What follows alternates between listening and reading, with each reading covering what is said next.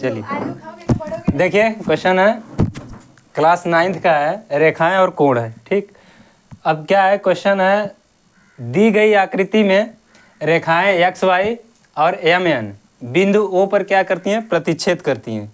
चल रहा है जिसे आकृति में दिखाई गई एक्स वाई जो है बिंदु एम एन पर क्या करती हैं, एम एन पर प्रतिच्छेद, यानी एम एन बिंदु ओ पर क्या करती हैं, प्रतिच्छेद मतलब काटती हैं। ठीक है, यदि दिया है कि यदि कोण पी ओ वाई यानी पी ओ वाई बराबर कितना है, 90 अंश है, तथा ए अनुपात बी बराबर 2:3 है, मतलब ए बराबर 2 मानिए और बी बराबर कितना है, 3 है।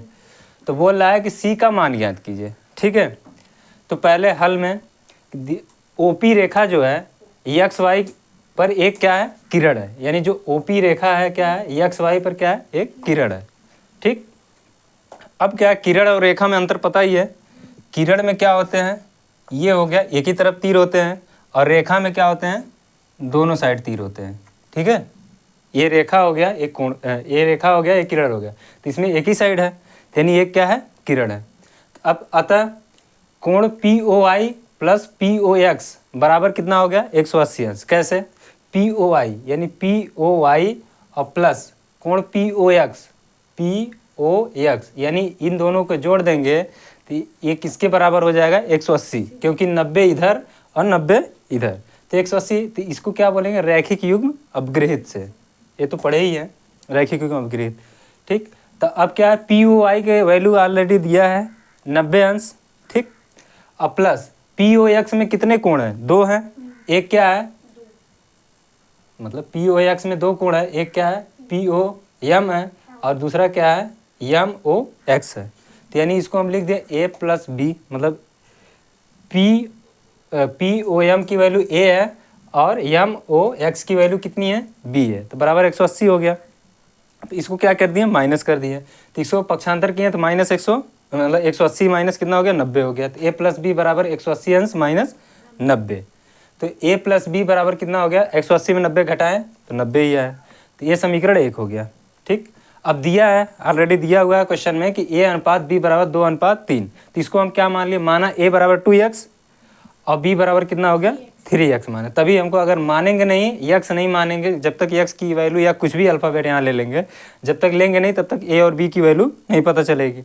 तो a तथा b का मान समीकरण 1 में रखने पर, ठीक है, तो समीकरण 1 आपका क्या है, a प्लस बी है बराबर 90 अंश है, तो a की वैल्यू कितनी है 2x और b की वैल्यू कितनी माने हैं 3x, तो बराबर कितना हो गया 90, तो 3 और 2 5x हो गए, तो बराबर 90, तो x बराबर कितना हो गया 90/5। ठीक, तो 5 1 कम 5 18 5 90, तो x बराबर कितना हो गया 18 अंश हो गया।